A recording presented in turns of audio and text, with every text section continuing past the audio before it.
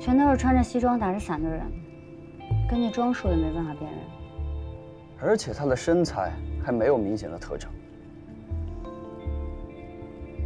有印象吗？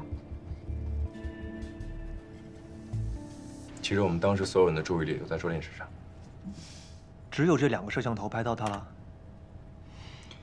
我反复检查了好几遍，天眼系统显示的只有这2个。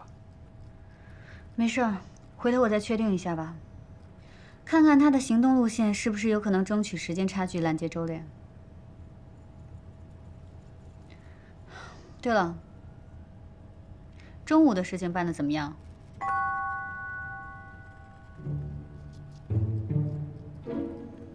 这个怎么说呢？形势非常的严峻。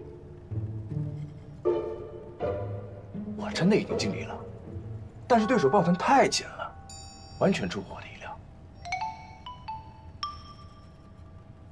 你这个大笨蛋！啊，忙你的哦。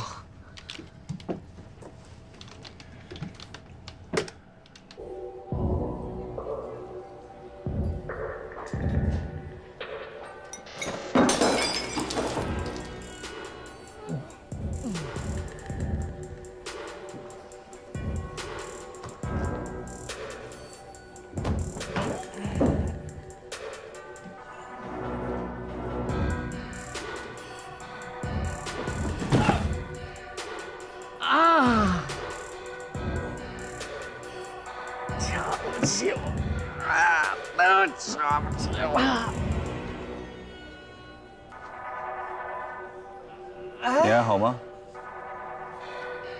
星创科技首席执行官。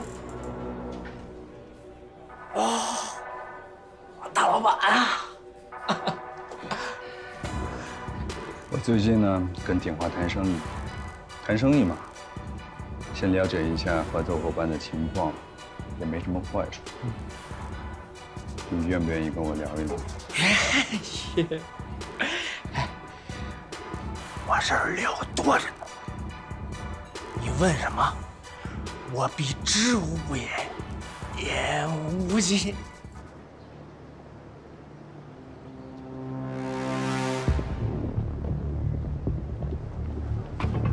目标人物最后一次被拍到，就是在这儿。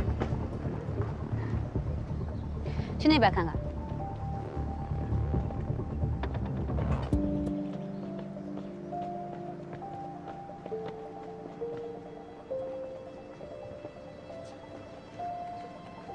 静姐，有什么发现吗？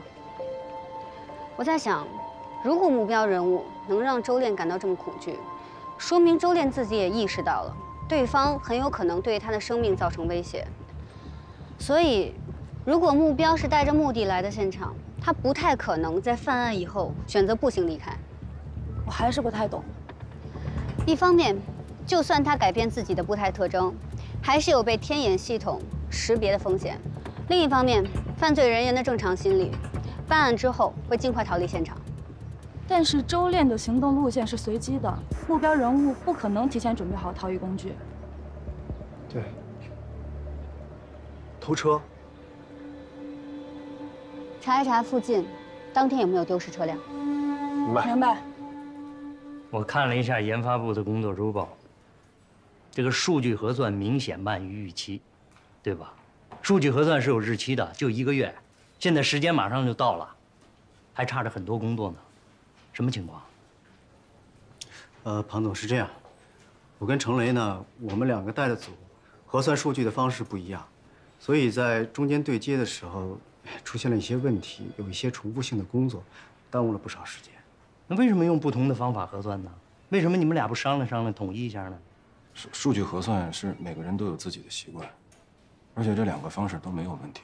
没有问题，可是产品上市是有时间的，你这个时间要超出了，那就是事故啊。这个责任你们俩谁能负啊？数据合并核算就是多了一道程序，是稍微的慢了一点，但是每个小组拿到的都是不完整的数据，这也是为了安全考虑。行吧，我知道了，回头我跟邹教授商量一下，这个问题必须解决啊。行，你们先忙去吧。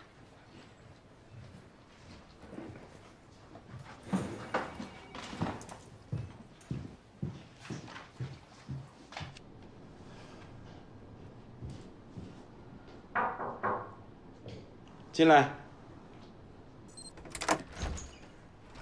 窦教授，忙着呢。我是个科研人员，能不能不给我安排这么多行政方面的文书工作呀？啊，我哪有这么多时间啊？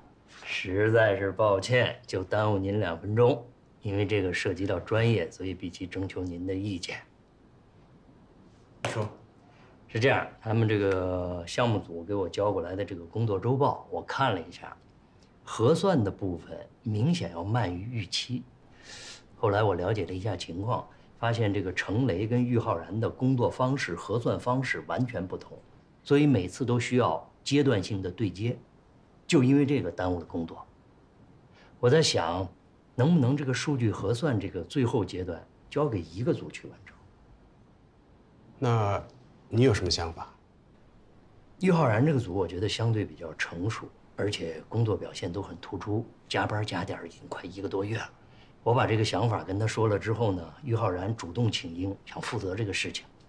您看，要不就把这个数据核算交给郁浩然单独负责？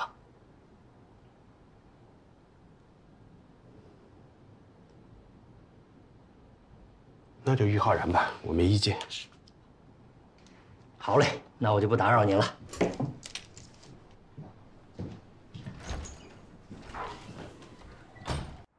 就这么决定吧，我也没什么可说的，接受。聊什么呢？找你半天了都啊，马总，谢谢。谢谢马总。工作时间不允许谈恋爱，不知道？马总，我现在没心情开玩笑。胖总已经宣布了，